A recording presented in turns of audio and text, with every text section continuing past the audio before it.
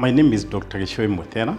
I'm a reproductive health scientist working at the Institute of Primate Research as a senior research scientist. I hold a PhD degree in reproductive health from the University of Bristol, UK, a first postdoc from the University of North Carolina, Chapel Hill on molecular biology, and a second postdoc from the University of Leuven, Gaithersburg Hospital in Belgium on assisted reproductive technologies or in vitro fertilization.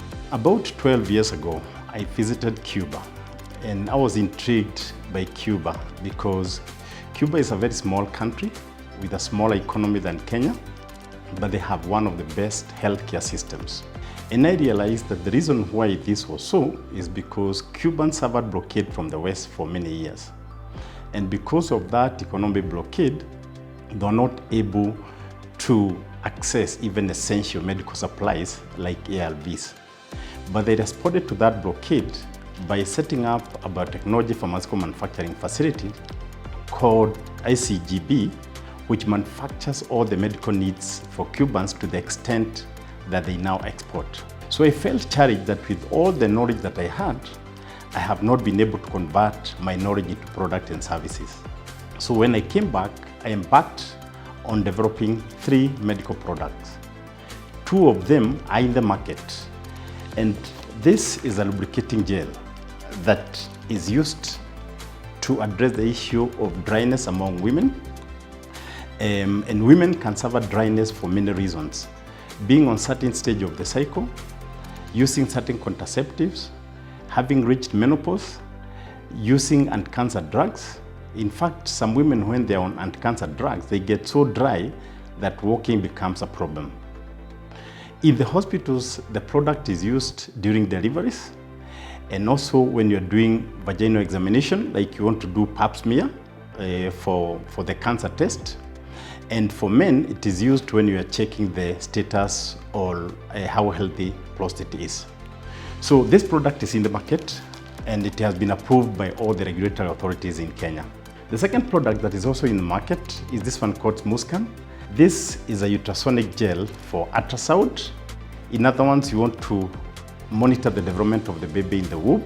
You smear it on the tummy, and then that allows you to use the ultrasound machine. Now, these 2 products are therefore geared towards improving sexual, reproductive, maternal, and child health. And they cost half the cost of the competing products. So they're basically contributing to a reduction in the healthcare in our country. Now, that product, which is still undergoing tests, is a product that we're developing to prevent HIV infection and pregnancy. So this is basically a strategy that we are going to use to empower women so that they can have something to protect themselves against HIV and contraception or pregnancy without consent from the man. That one is still undergoing test, and we have already completed preclinical trials in the monkeys, and we've been looking for money now to do the human clinical trials before we can commercialize. Currently, there is no such a product in the market, and this is the only African-developed product of that nature. Now, these products have won several awards, including 2019, the head of state recognized these innovations, and I was actually conferred with the MBS, Moran of the Order of the Burning Spear, and the president actually talked about it during his official speech in Jamhuri, during the Jamhuri Day celebrations. They've also won the Newton FAD Award. They also won the Tony Elmuru Entrepreneurship Award, won the African Union Innovation Award, and won the Nakosi Innovation Award. I think one of the things that we have to accept as people is that we need to support our own innovations and our own products. And that is why the spirit of Buy Kenya, Build Kenya came up. So we need to start with that let us embrace our own innovations, our own products. Even before we think about scaling them outside.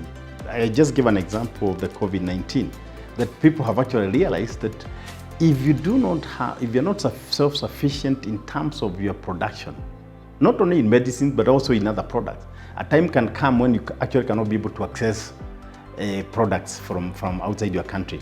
Now, I'm lucky because these products also won the African Union Innovation Award.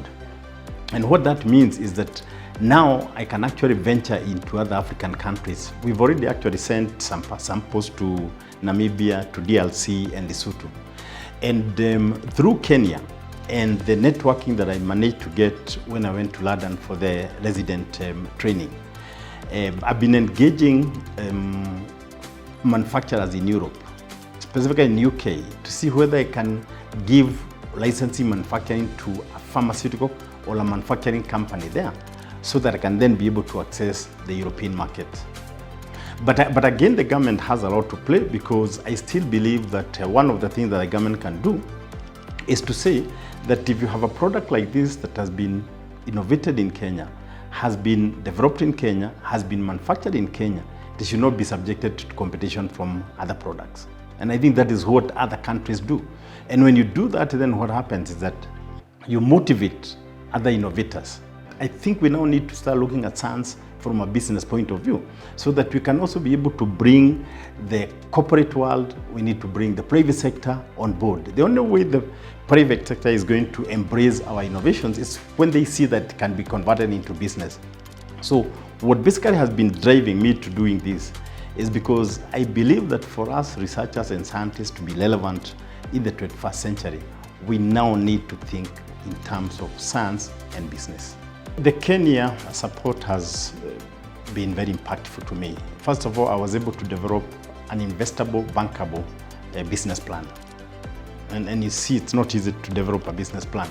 I'm talking about a business plan that now I can use to engage potential investors. Because for me to be able to roll out these products in the entire African continent and beyond, I need funds.